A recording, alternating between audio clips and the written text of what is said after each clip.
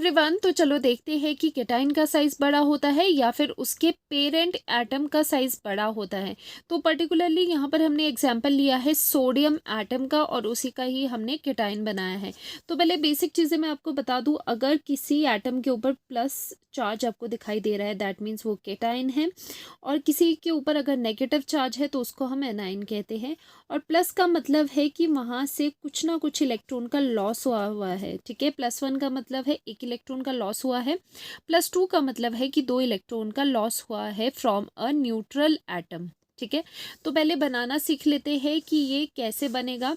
तो देखो यहाँ पर सोडियम एटम था आपके पास, सोडियम, ठीक है, न्यूट्रल एटम है। उसने क्या किया, उसने एक इलेक्ट्रॉन लूज किया और वो बन गया Na पॉजिटिव। तो ये बन गया इसका केटाइन, ये था पेरेंट। इसे हम पेरेंट एटम क्यों कहते हैं, क्योंकि इसी से ही इसकी प्रोडक्शन हुई है Na पॉजिटिव की बाय लूजिंग 1 इलेक्ट्रॉन। तो ये दो चीज़ें समझ आ गई हमें। तो इस साइड में Na के लिए लिखूंगी, यहाँ पर हम केटाइन के लिए लिखेंगे। ठीक है, तो यहाँ पर सबसे पहली बात इसकी कॉन्फ़िगरेशन देखते हैं। सोडियम का एटॉमिक नंबर होता है 11। So configuration is 1s2 2s2 and 2p6, 10 electrons हो गए एंड 3s1। जब एक इलेक्ट्रॉन लूज हुआ तो वो एक इलेक्ट्रॉन यहाँ से लूज होगा। ठीक है, तो जो Na पॉजिटिव है उसकी कॉन्फ़िगरेशन आ जाती है 1s2 2s2 2p6। ठीक है, तो ये बन जाता है 2p6।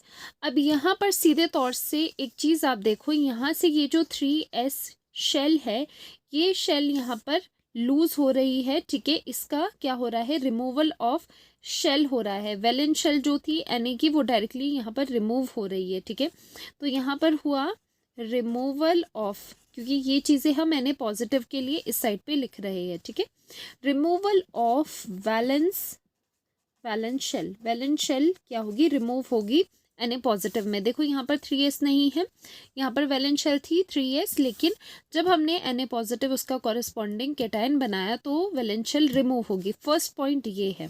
ठीक है, दूसरा पॉइंट, अगर आप इलेक्ट्रॉन्स को देखो, कितने नंबर ऑफ इलेक्ट्रॉन्स है यहाँ पर, ऑब्वियसली 11, क्योंकि 11 इसका एटॉमिक नंबर है। और यहाँ पर Na पॉजिटिव के पास कितने इलेक्ट्रॉन्स है, 10 इलेक्ट्रॉन, 6 + 2 + 2, यहाँ पर रह गए 10 इलेक्ट्रॉन्स, क्योंकि एक इलेक्ट्रॉन रिमूव हो गया। अब बात करते हैं हम न्यूक्लियर चार्ज की।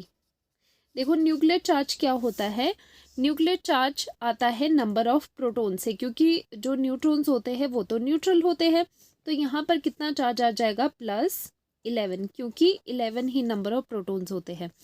और Na पॉजिटिव में भी जो न्यूक्लियर चार्ज होगा वो सेम होगा, +11, बिकॉज इलेक्ट्रॉन रिमूव हुआ है, जो न्यूक्लियस है उसमें तो सेम नंबर ऑफ प्रोटॉन्स ही है। ठीक है, समझ आ गया ये चीज़।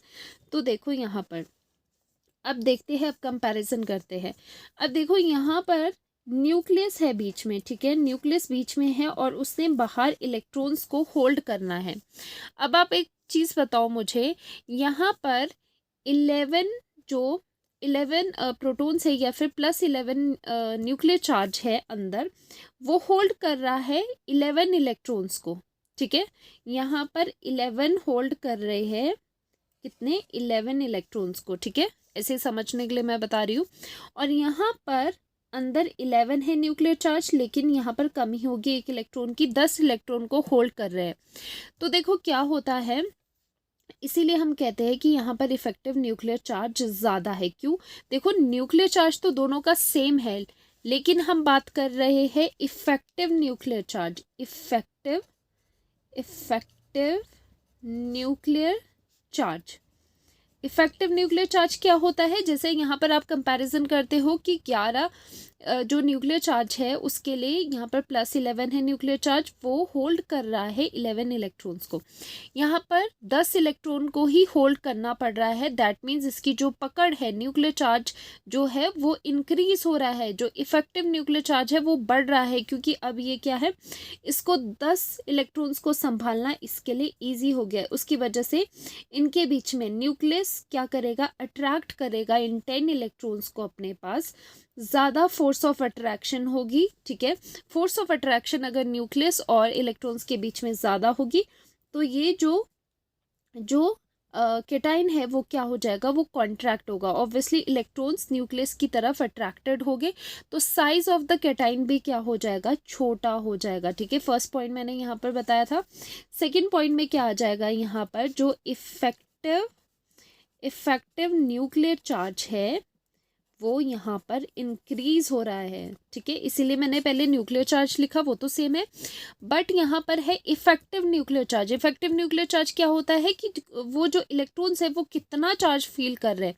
ऑब्वियसली 11 इलेक्ट्रॉन है, वहाँ पर 11 वाला चार्ज है, और यहाँ पर 10 इलेक्ट्रॉन्स के लिए सेम चार्ज है, तो ऑब्वियसली 10 इलेक्ट्रॉन है, इलेक्ट्रॉन के नंबर कम हो गए। अब न्यूक्लियस को उन 10 इलेक्ट्रॉन पे पकड़ मजबूत हो जाएगी, या फिर आप ये भी कह सकते हो कि ग्रेटर फोर्स ऑफ अट्रैक्शन हो जाएगी, फोर्स ऑफ अट्रैक्शन होगी बाय न्यूक्लियस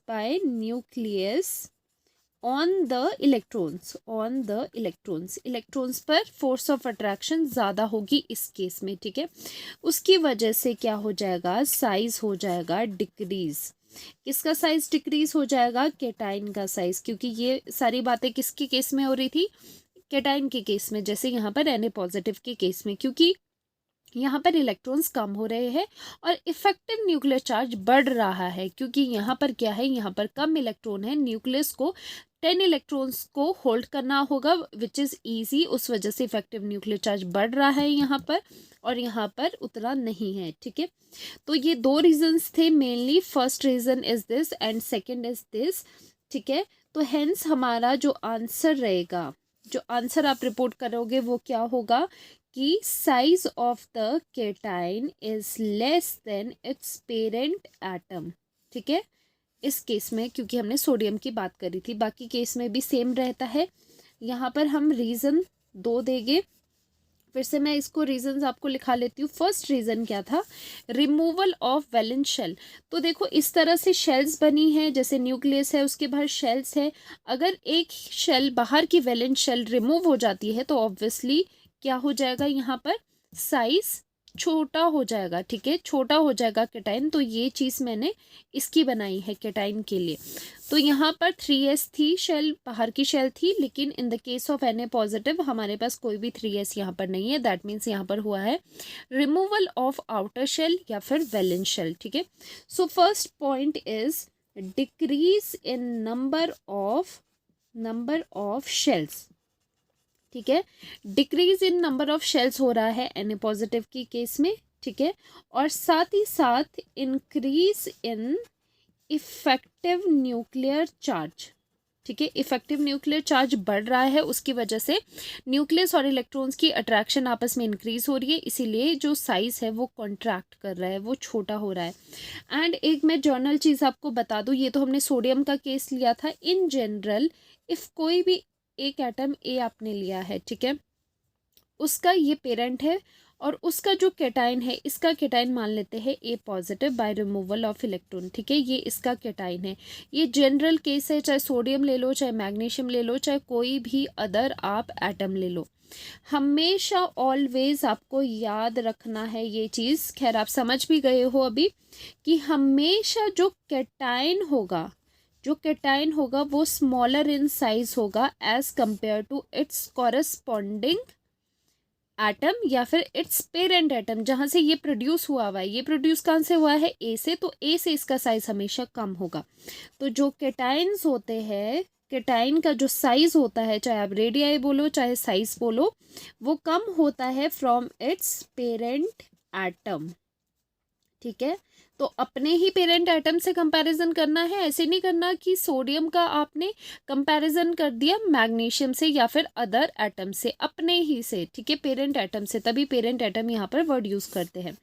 तो ये बहुत इंपॉर्टेंट लाइन है, जो केटाइन्स होते हैं वो छोटे होते हैं as compare to their corresponding parent atoms. ठीक है, जैसे यहाँ पर सोडियम था, सोडियम का केटाइन क्या होता है, Na पॉजिटिव, उसका जो साइज होगा या एटॉमिक रेडियस होगा वो कम होगा एज कंपेयर टू पूरा जो एटम का है। तो रीजंस क्या है, दो है, एक तो शेल नंबर डिक्रीज हो जाते हैं और दूसरा इफेक्टिव न्यूक्लियर चार्ज इंक्रीज होता है। This is very very important, ठीक है, क्योंकि क्या हो जाता है, नंबर ऑफ इलेक्ट्रॉन्स अगर कम हो रहे हैं तो न्यूक्लियस को ईजी हो जाता है अपनी पकड़ बनाना, या फिर अट्रैक्शन ज़्यादा हो जाती है 10 इलेक्ट्रॉन्स पे, जैसे सोडियम के केस में था, ठीक है, बिकॉज क्या है, नंबर ऑफ इलेक्ट्रॉन्स कम हो रहे हैं, इफेक्टिव न्यूक्लियर चार्ज उतना ही है बट इलेक्ट्रॉन के नंबर भी तो कम हो रहे हैं। इस वजह से क्या हो जाता है, एटम कॉन्ट्रैक्ट हो जाता है, ठीक है। जैसे ये न्यूक्लियस है, उसके बाहर हमने यहाँ पर एटम इलेक्ट्रॉन्स लगाए थे, अगर नंबर आप कम करोगे तो इसकी पकड़ ज़्यादा होगी बाहर के इलेक्ट्रॉन्स पे, और क्या होगा, यहाँ पर साइज कॉन्ट्रैक्ट करेगा, ये छोटा हो जाएगा,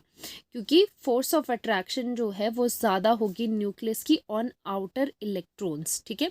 तो रीज़न भी आपको यहाँ पर बता दिए, एंड जनरल केस जो आप डायरेक्टली लर्न करो इसे, बिकॉज आप समझ चुके हैं, एंड रिजल्ट्स तो आपको डायरेक्टली लर्न रखने हैं सो दैट ज़्यादा कन्फ्यूजन ना हो। केटाइंस हमेशा छोटे होते हैं साइज में as compare to their respective parent atom, ठीक है। तो इस लेक्चर में इतना ही, मिलते हैं नेक्स्ट लेक्चर में जिसमें हम एनाइन के साइज के बारे में भी बात करेंगे। Okay bye.